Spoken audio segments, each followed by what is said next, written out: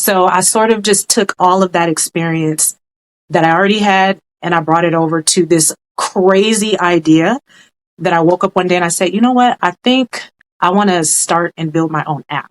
It was at the time, it was completely insane and it was totally different from music. Had, on the surface, nothing to do with music, but I'm like, you know what? This is crazy. So the more crazier that it is, like the more I wanted to do it.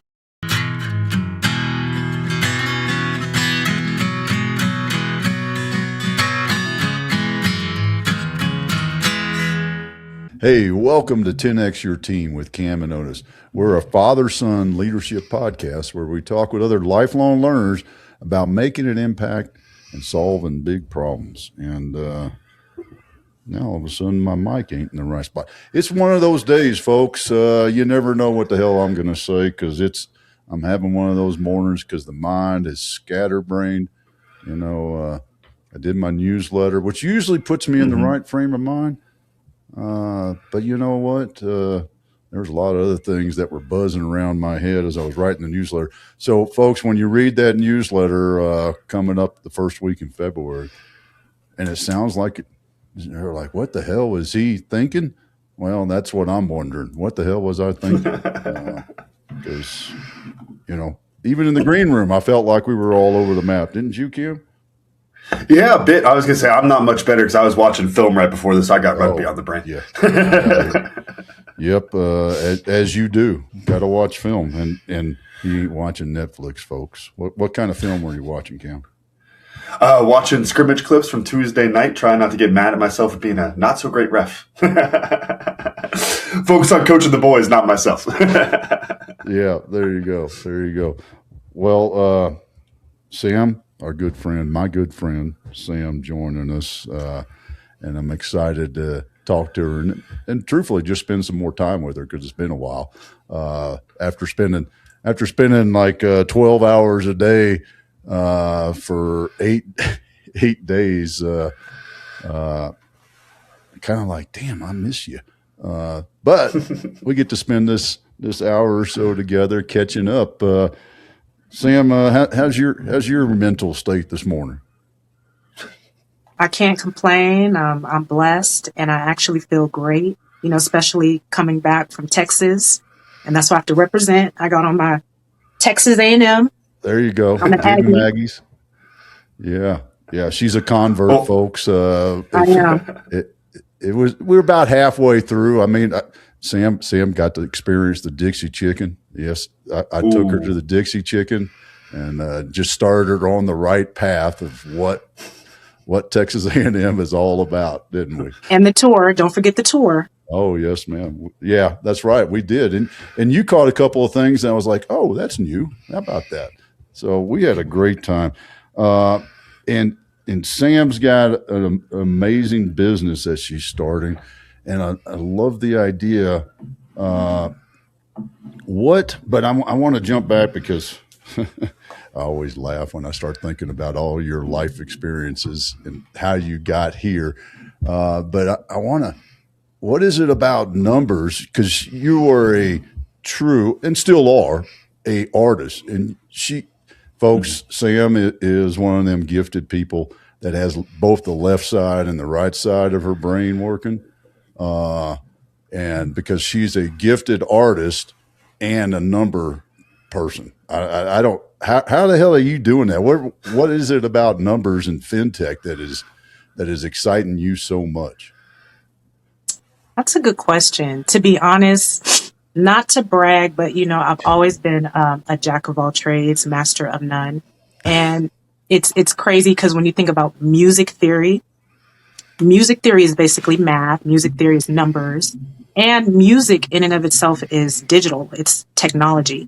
So even, over a decade ago when I was doing music, I was introduced to using a lot of digital audio workstations. And I was putting music together through a computer, through the use of technology. I was able to do a lot of things through technology. So that actually started my fascination with it.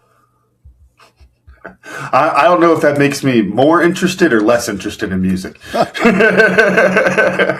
Yeah, but you're the music buff of the family. Oh, I am. I am. Yes. I'm Oh, I the, mean, you know, I'm, my family. I know you are too, Sam. But I mean, I just like listening. I can't do it for craft though, well, folks. Folks, go to our YouTube channel, look up the Freebird effect that I talk about, because that's why I don't play guitar anymore. Okay. oh, wow. You play guitar? no. Okay. For about a year and a half, maybe. I can hit the smoke on the water intro, and that's about it. But Oh, okay. I see yeah, it runs in the family. what? Yeah.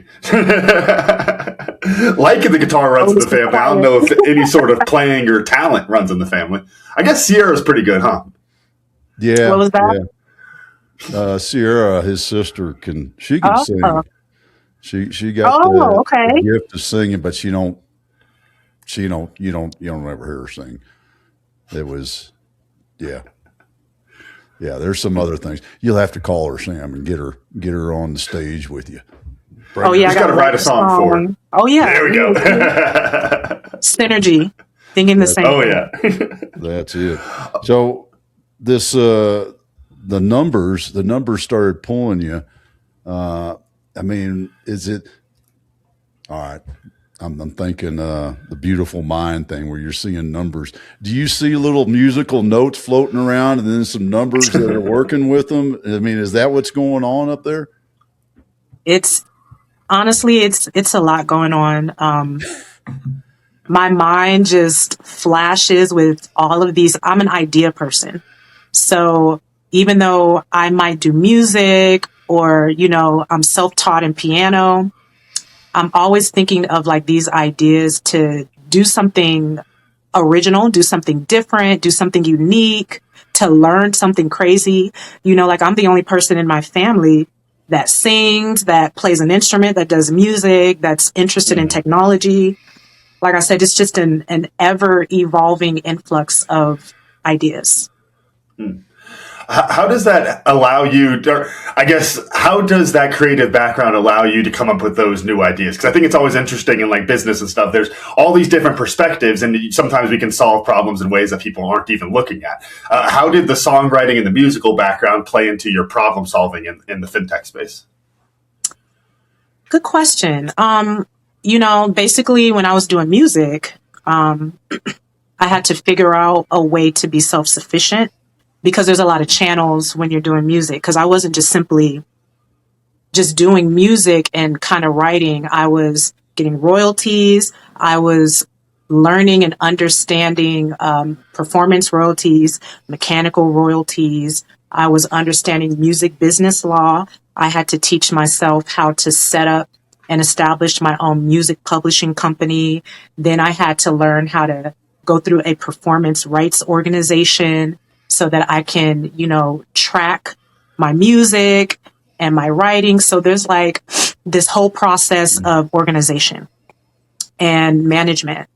And, I had to work with producers doing music. So, I was doing a lot of things that sort of led to me wanting to be an entrepreneur anyway in the first place. I was problem solving, putting the songs together, finding the right artists and vocals and things like that. And I'm like, what? I really, really love the autonomy. I love using my brain. I love building and creating something that, is a business or an establishment. And so that's what kind of had me segue into technology because I was able to apply a lot of the entity building, like when I established the music publishing company, and then a lot of the contracts and negotiations and deal management that I had with people that wanted to purchase my songs, that had artists. So I sort of just took all of that experience that I already had and I brought it over to this crazy idea that I woke up one day and I said, you know what? I think I want to start and build my own app. It was at the time, it was completely insane and it was totally different from music. Had, on the surface, nothing to do with music, but I'm like, you know what? This is crazy. So the more crazier that it is, like the more I wanted to do it. Would you also tie it into the less I know about it, the more I want to do it too? Does that think that was part of the fuel there? Oh yeah, I wanted to run, straight into the fire. And plus I'm curious, I love things that are different and that are new to me. So There's not a lot of people that look like me that have a lean startup or try to launch a tech company. So there was a lot of hurdles, and I was very intrigued by it. It was like the harder it is, the more different it is, the more unique it is, because you use those same aspects with music. You have to be unique, original, creative, artistic, right? Articulate, and all of these things. So it was just the whole idea of wanting to have a tech company, wanting to build the app. And then I noticed I used a lot of that creativity and that artistic flair that I use in the music in creating the app. The design elements, the UI, UX design, the colors, the branding, the logo, how uniquely the interface is going to operate with the users. So I got to play around a lot with my curiosity and my creativity. I'm really curious how you. There's a little bit of a gap that I could see because the creativity there is great for a lot of the entrepreneur stuff. But like as you're talking there, I'm thinking, gosh, this sounds beautiful and perfect. And then it gets me thinking to other business ideas I've had because I definitely fall into the jack of all trades type category and could run with some ideas and shiny objects and those things like most entrepreneurs. But there's this funny thing where it's like, well, this thing is perfect. I made it so pretty. It's wonderful. It does all these things. And then it's like, wait, nobody wants this? What the hell are you talking about? Like, there's this kind of funny jump there where it's like, okay, it's not just, did I make this thing awesome? But it's like, do people actually want this really cool thing that I built? How did you conquer that or deal with, that kind of change in energy there? That is a great question. When I woke up one day and said, hey, I just want to do an app, spur of the moment, I recommend that nobody ever do what I did. Don't just wake up, spur of the moment, say, hey, I want to do something cool, fun, exciting, different, unique, and then just take off running. Because that's kind of what I did. I got excited by the shiny, the flashy.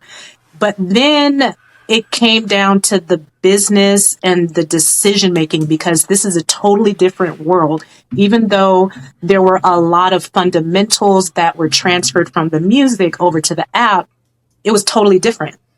I was in over my head, In fact, the first app that I created had nothing to do with the concept of the app today. So the first app that I created was, helping people build their credit through purchasing tickets to events. So I would say the issue with me was I got distracted by the colors and the shiny things, and I didn't really look at wanting to create an app in the sense that I wanted to solve a problem. Because when people start a business, you should have a problem that you want to solve. And I didn't do that. I went straight for, oh my God, this is so cool. If I could just start my own app and it would be mine, this would be so awesome. And so I kind of worked backwards. And then, it's crazy. I learned some pretty hard lessons along the way, but I had to arrive at a problem to solve. I had to arrive at being more tech minded. I had to arrive at how to formulate and put the tech business together. And I sort of did that on the back end because all of the creativity and stuff came first. So that really didn't help me in the beginning. But towards the end, I was able to navigate that through the grace of God. But that came with a lot of lost money, a lot of, potential lawsuits, dealing with businesses that I never should have went into business with because I didn't take the time to slow down enough to vet them. And like I said, I literally was brand new to this. I didn't have any guidance. I didn't have any instruction. There's no manual for people like me to sit down and read like step by step, how do you do this? So I was sort of like grasping at straws in the dark. And towards the end, I would say that ThrillPay today is totally different than what ThrillPay was back in 2022 when I first started. Well, I think you touched on something, and I want to talk about it a bit more because there is that, when you write a song, when you songwrite, because you still do it, who are you writing that song for? It's much different than when, like you said, I got a business idea to solve a problem. But you can have an idea, and I always use Steve Jobs with the Walkman, not the Walkman. What the hell is that thing called? iPod. Yeah, that was longer ago than yesterday.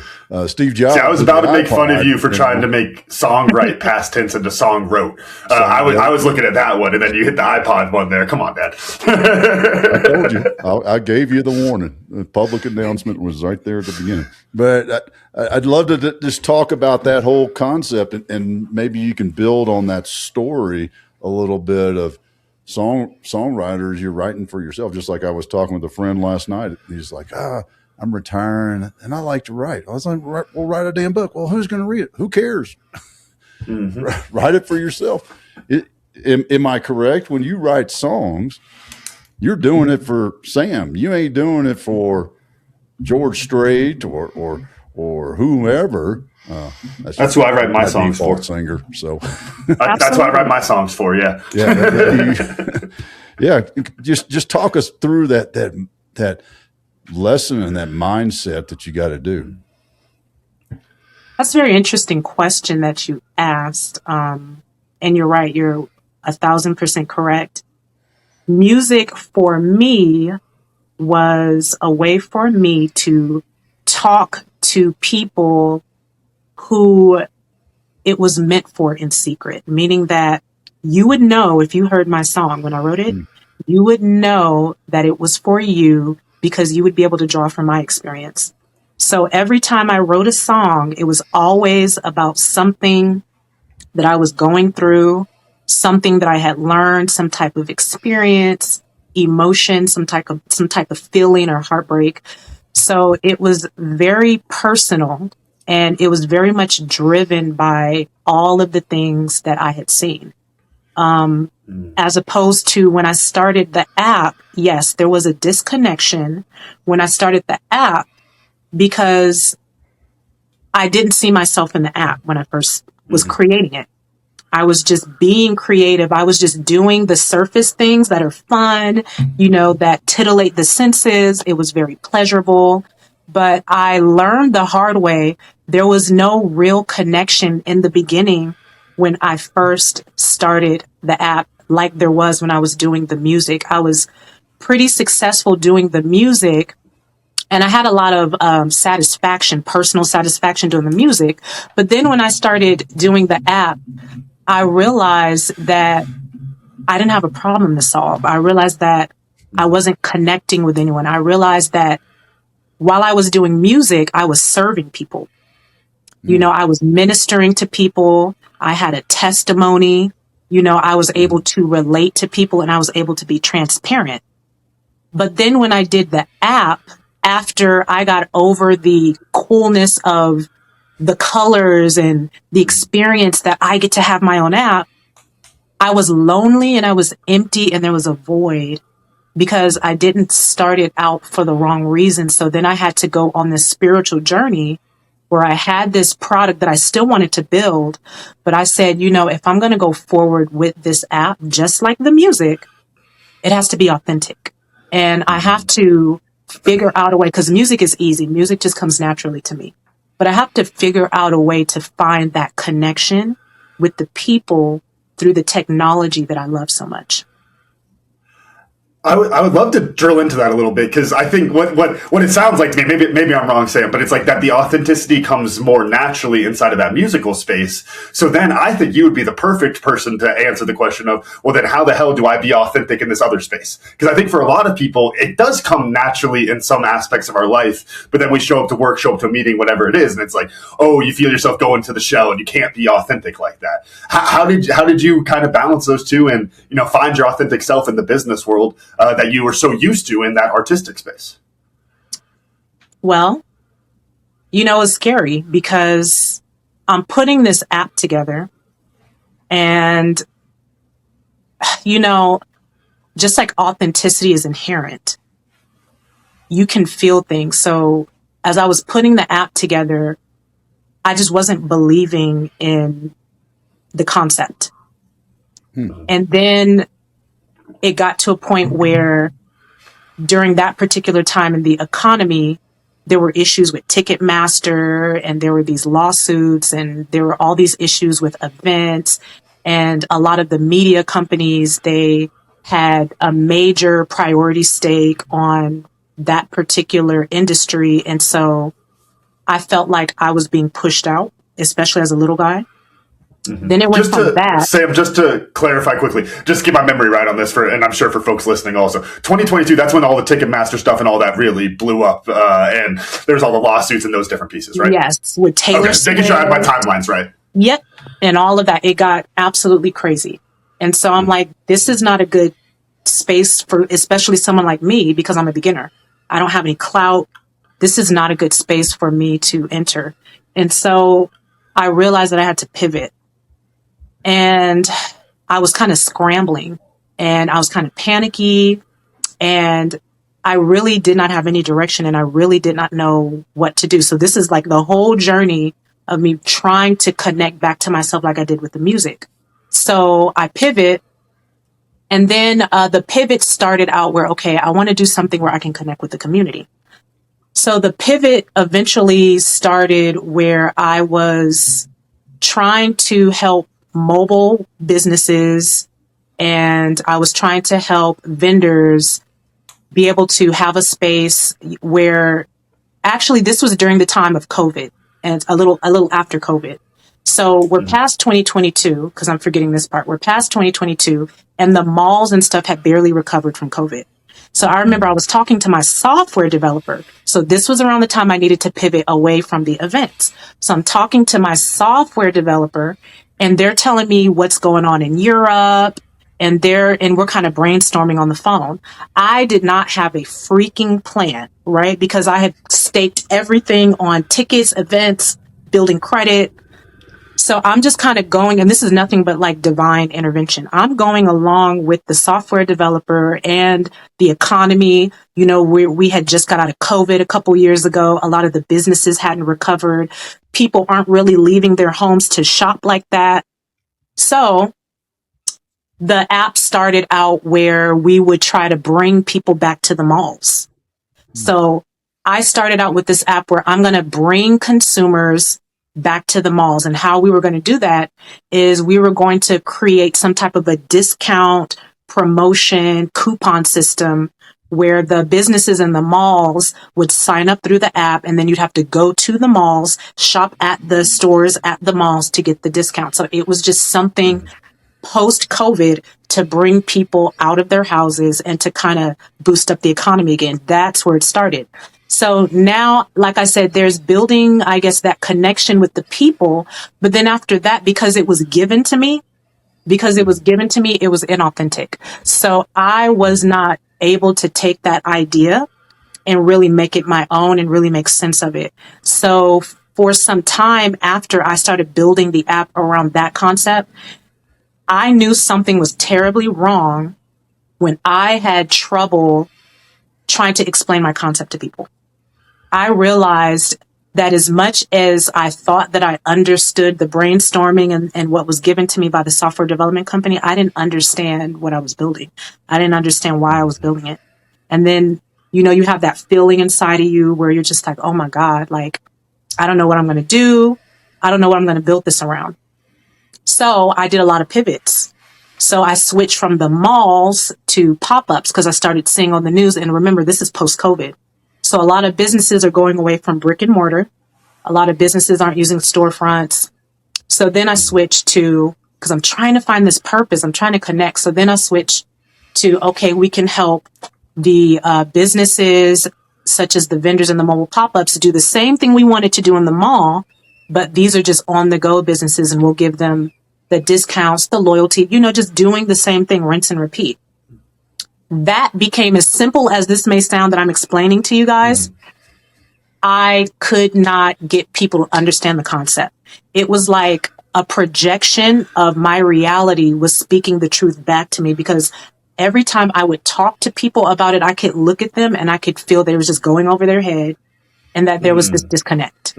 We would go to tech shows. We would go to Afrotech, you know, promoting this product. And nobody ever got it. Nobody ever understood it.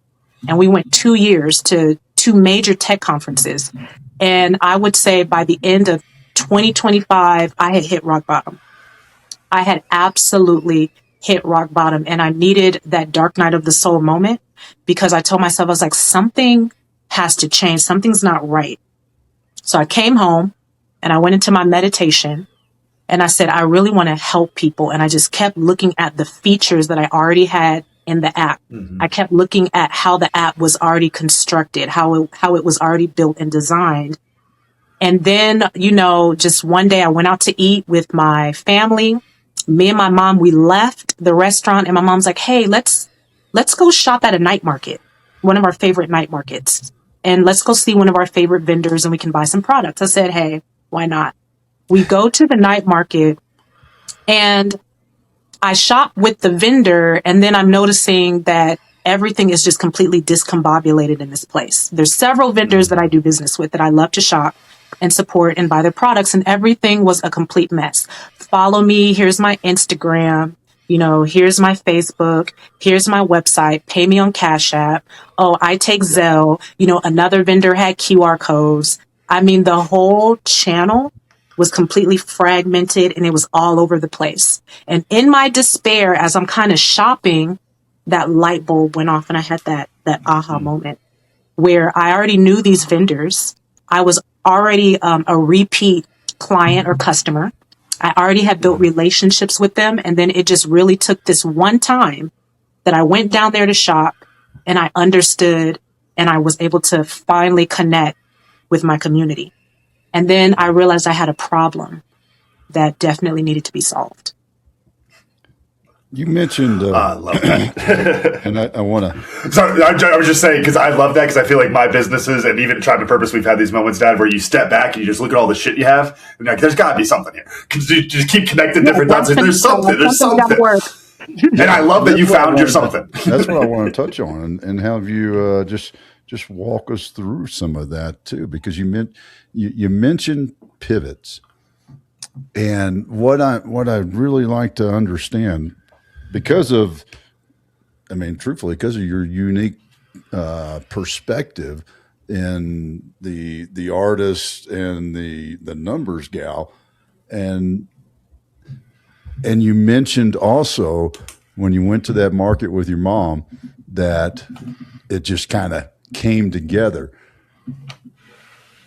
I want you to share with us how all those little micro pivots you did, and some of them were macro, how those came to be. Was it a shiny object, or was it a, look at my bank account and this shit ain't working sort of thing?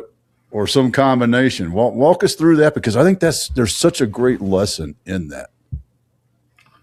Absolutely. So, to be honest, I had the ambition, I had the determination.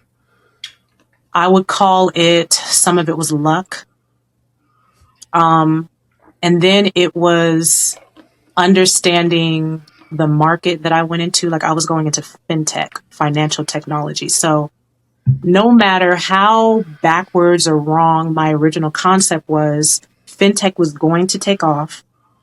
Digital payments so you was had, going to you be had said, something. hey, no matter what, it's a FinTech thing, right? Okay. Mm-hmm. Absolutely. And I was kind of stuck in the FinTech lane because whenever you are building an app, you have to adhere to certain compliances. So as I was formulating the corporate aspect of the company, my company is under FinTech. So it wasn't like I could just go back and undo all of that. So I was kind of like stuck in the FinTech industry with the app. And so it went from the credit thing to brainstorming, with the software development company about discounts. So it still had something to do with customer engagement and customer transactions. And like I said, I had this app, and this is the thing that I thought was kind of fascinating, is you have all these parts. Like, let's just say you have a car, but it's not assembled. You have the wheels, you have the engine, you have this, you have that, you have the alternator. You have all these parts. And yes, you can make an automobile with it. Yes, you can make a car with it. But the way that I looked at the app, I was like, I have all of these different features, all of these different parts. How am I going to assemble a vehicle that I can use to finally solve a problem that I landed on, later by shopping with these vendors. And I realized, okay, well, I already have a platform. I already have capabilities in the app where I can do multi-business management. I already have payment integrations in the app. I already have features where the businesses can direct message the consumers. So I have all of these parts. And it went from the businesses being it went from the businesses giving the consumers the discounts and the promotions, right? To, okay, let's not put the businesses in that position to just give discounts and promotions. Let's use those same parts. And instead of like just building a car, like let's just build something that can go. And let's build something more unique than a car, even though it might have the same wheels and all of that, the same parts. Let's sort of take those parts, let's move it around, and let's try to fit it like a puzzle piece into what can solve the problem so we can cross the finish line and get there. So I stopped focusing on what I was being spoon-fed by the software development company. And I started tapping into my authenticity. I started tapping into the relationships that I had built in my community with the vendors. I started actually going down there to the night markets and the farmers markets, and I started talking to them and interviewing them and really getting inside of their head and trying to understand their business, because I've never had a mobile pop-up. I've never been a vendor before. I've never had to travel. I've never worked in farmers market spaces or flea markets. I've never done that. I only know the perspective of a consumer. So I said, let me go down there and let me really interview them and let me understand what it is that they're dealing with. Because as a consumer, I know why I'm frustrated. But as a pop-up or a vendor or a small business owner, what are the pain points? What are the things that just drive you nuts? And what they were really doing was they were giving me instruction manuals into how to put the car together, but they just didn't know that they were doing that. So they were like spoon feeding me ideas on, okay, I can use, this feature for mobile tracking because it's a GPS feature. So instead of just using GPS where they can find events, right? Because remember, I was doing tickets and events at first. Let's rearrange the GPS feature. Let's do mobile vendor tracking. Let's make it more unique. Let's make it more personable, where the actual mobile pop-ups, they have a say-so if they want to be tracked, and you can specifically track them in your community, in your neighborhood, wherever they are, and you can find them because a lot of these businesses, they travel. So I started critiquing and making the features more unique and more innovative that directly would tie into what the vendors needed and what the consumers wanted. So now I'm putting this car together, and man, it was a badass car. It is a badass car. Well, what I hear is that you were chasing a shiny object, but then you realized that it wasn't following you weren't being your authentic self in it. And that's what opened you up to, you called it luck, but we don't believe in luck here at Oh, no. Team. At the time, it seemed like I got lucky, but no. Yeah, exactly.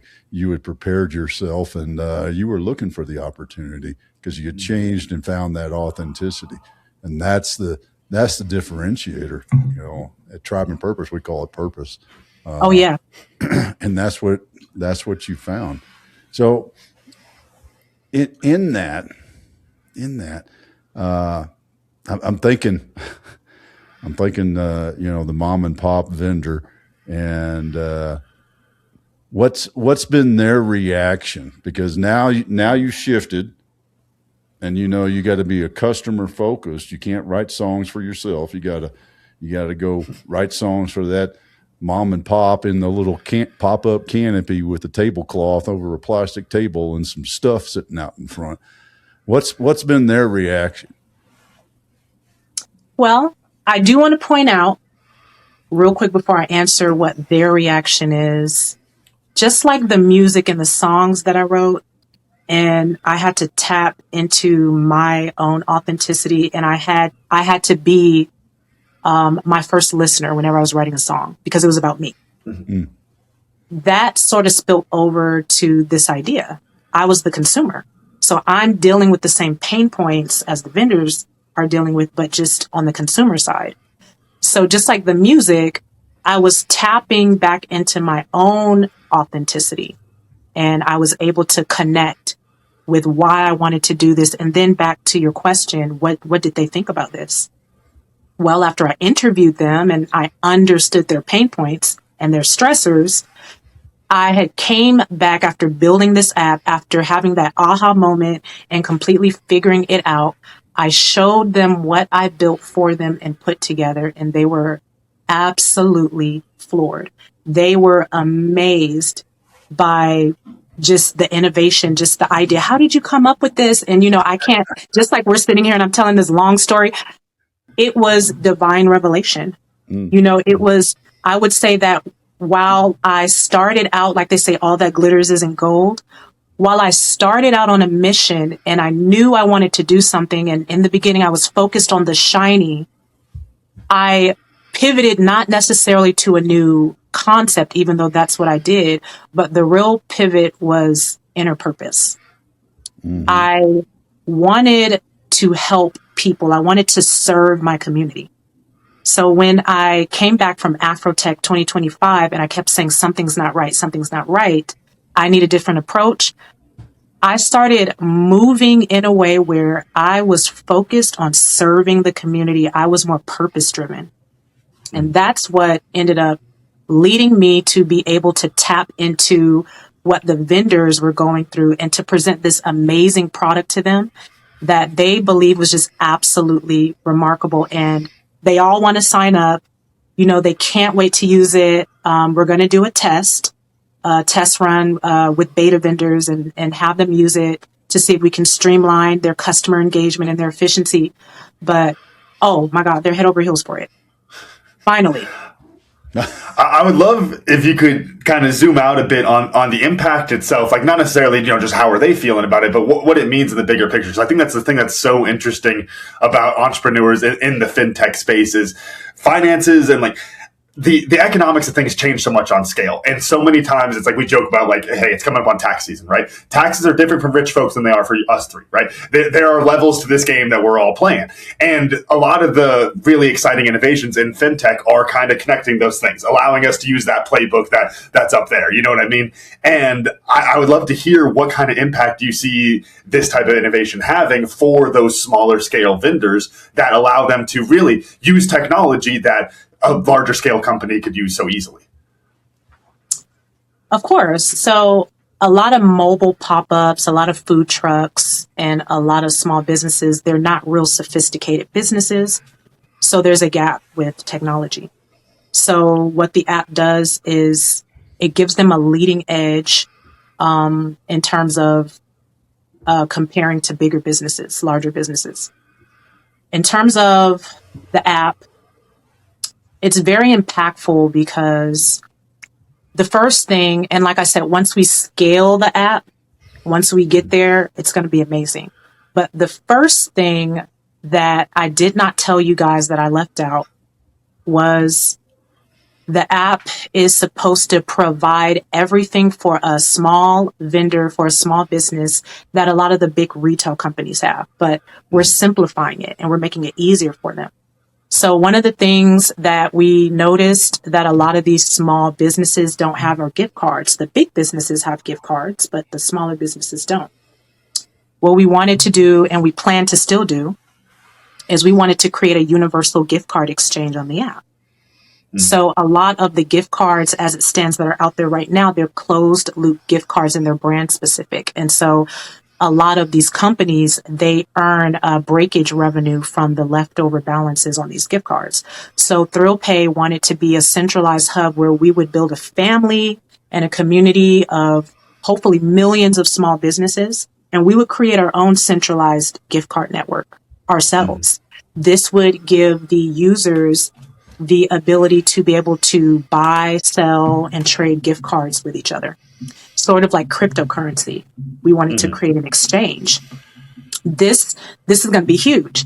And so I've talked to developers about this. And I remember when we wanted to do this, the tech stack wasn't even invented yet. They said that the technology for this type of tech stack, they said it was about 2 to 4 years out. It was ahead of its time. So we're like, okay, we still want to do this, but we'll do this when we can scale. We've made ThrillPay very impactful for the vendors because what we've been able to do is we've been able to figure out a way to streamline their customer engagement and customer transactions without having them give up all of the tools, their digital storefronts, and all of the things that they already are using, because that was going to be a huge pain point. A lot of these small businesses, they live and die by their Instagram pages, their Facebook following. A lot of them use Cash App. A lot of them use Venmo or PayPal. So a lot of the consumers are used to paying them that way. A lot of these consumers follow them on their social media or may shop outside of these night markets and flea markets at their digital storefront or, visit their website. This was going to be a major overhaul if we were going to create, this social e-commerce ecosystem on the app. In the sense of, again, having all of these small businesses give that up. So we wanted to figure out an innovative way where we could help them, but we did not have to force them to give up the things that they were comfortable with, the things that worked for them, even though it was fragmented, the things that worked for them and the things that they were used to. So what we did was we took all of the various fragmented channels, the various different parts that they loved, and we just put it together and we aggregated it into a centralized platform so that they don't have to give up anything. They don't have to leave. They don't have to go anywhere. The same convenience that we've provided for the businesses, we provided for the consumers because we understand human nature. We are beings of convenience. We love convenience. We have short attention spans. We love efficiency. We like shortcuts. So I thought of this whole web, how the world was even being designed and the world was even being created. Like if you think about the whole concept of the World Wide Web, when you think about innovation, when you think about the world moving forward, you think about everything aggregating, everything simplifying, everything coming together. Like for example, Zelle. Back in the day when people wanted to send money to their friends and their family, but these people had different banking institutions that they were with, you had to go through a whole process of formalities and things like that. Zelle came along and they said, wait a minute, what if we created this web of connection where we could connect all the banks? And so anybody who has any bank, whether it's Wells Fargo or it's Chase or it's Bank of America, you can send money to anyone. And so I started to realize that the answer to a lot of innovation was connecting people. It was connecting the community and it was connecting a lot of the resources that were already out there. So it wasn't necessarily about me inventing something as it was just about how can I bring what is already working for a lot of people and what's already out there together so that it can be efficient, right? Easily accessible and more convenient. And thus you have the formula to solving the problem. And then you have the purpose behind it too. Awesome. Yeah, well, I thought you had something, Cam. No, I would happily go. I just started writing something at the wrong time. Sam, I'm curious. There's something we talk about on the show, which is this idea around leadership of that, sometimes the person who doesn't want to be the leader is the best leader. Of course, that, especially in the movies and those kind of things. But in reality, that reluctant leader can be really effective. Dad, you were talking about writing books earlier. And I remember telling Bob Rehorn on Steel Mint Call the exact same kind of advice you were talking about there of hey, you don't want to write a book or you're not sure. That probably means you should because you probably actually have a story to tell. The person who's so full of themselves and wants to share the story with everybody, we might not want to read that story as much. I would love to hear your perspective on the music industry there, Sam, of is there a reluctant author type example inside of music where it's the person who feels like they don't quite have it is really the best one at it? Or does that analogy fall short when it gets into the musical side of things? wow, the music industry is a very convoluted space. So what I found in the music industry is a lot of the superficial gets put in the forefront. A lot of things are manufactured in the music industry. And that was one of the reasons I wanted to get out of the industry aspect of music, even though I was a songwriter and I had my own music publishing company. But I wrote, and I'm not trying to brag, but I wrote some of the most amazing songs that were deep and very personal and profound. And I noticed that a lot of the worldly music and the club music was being pushed, and authenticity was kind of being pushed back, in the background.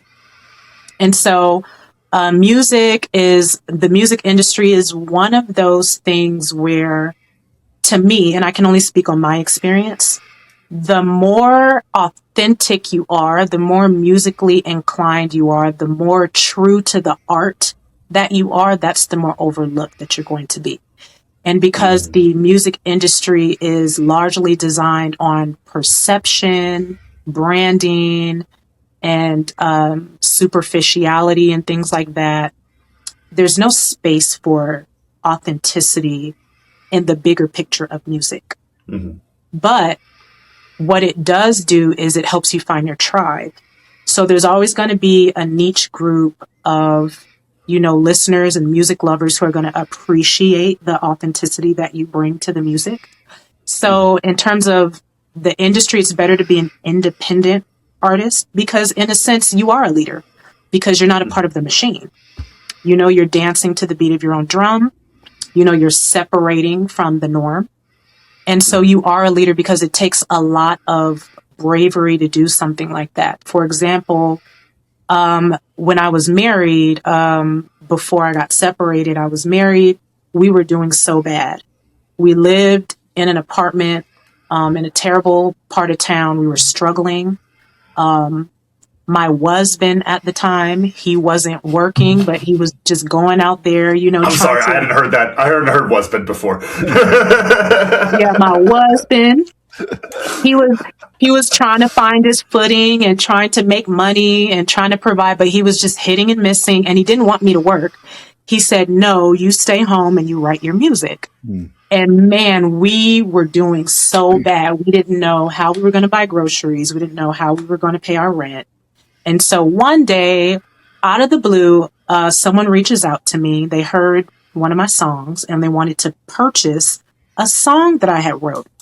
They were offering me $5,000, $5,000 just for one song that I wrote. And it took me like less than 5 minutes to write the song. And I'm sitting here like, oh my God, we're starving. We don't know if we're going to come up with rent next month. We don't have a car. We're walking everywhere, Fred Flintstoning and everywhere. I'm like, oh my God, $5,000 at that time. That's a lot for one song. It only took me less than 5 minutes. So I'm sitting up here trying to rationalize everything. And then that's when the education for all of the work that I put in to understand music law and music business took in. The person wanted to take 97% of the mechanical royalties. And when you start to understand what that really means, you're not going to make a deal like that because you can go into the grocery store, you can go into the dentist office. They're still playing oldies from the 60s, the 50s, like music is timeless. Music lives on forever. So because I understood the logistics and the business of what the deal was, I was actually, even though I was being paid $5,000 for one song, this person was taking 97% of the mechanicals. And so that's basically, in today's economy, what that translates to is music is streaming, music is digital, music's on Spotify. So they would have been taking 97% of that. So this is back to the authenticity aspect that I was saying about music. You have to be very strong to be in an industry like this because you don't want to sell your soul. I've had the whole thing about buying back songs and selling songs. That's the same thing, ain't it? Somewhat. Yeah. It's not always that black and white, and you don't always get the opportunity to buy back your songs either. Oh, yeah. Yeah. I was going to make the joke, Dad. Did you learn that watching Jess? She was watching that Taylor Swift documentary. She told me you were down there chatting it up about Taylor Swift. No, your mother had me listening to the two brothers, the one that's like dating her, engaged to her or whatever. Oh, Travis The Kelce's. The Kelce's. There you go. Those are the ones you're supposed to know, Dad. That's sports. You know, it's funny because I wrote a song for Taylor Swift. I wrote a song for Taylor Swift. I was going to say that as a joke earlier. I really did. And this is so funny. And I sent it to the record label. And that's the thing. Like I said, it's a club. You know, it's a lot of gatekeeping. I had to be represented by a label or a manager, like a song plugger. And it was a great song. I wrote it for her. But, you know, a lot of my music could never be heard because I had to be represented by a label or, you know, someone they knew. Otherwise, they were not going to accept unsolicited material. But I thought that was funny because you guys were talking about Taylor Swift. If you want that song, Taylor, I still got it. No. There we go. I was going to say, Sam, it's the same thing of the DJs getting slip cash to play the record. Ain't nothing changed, huh?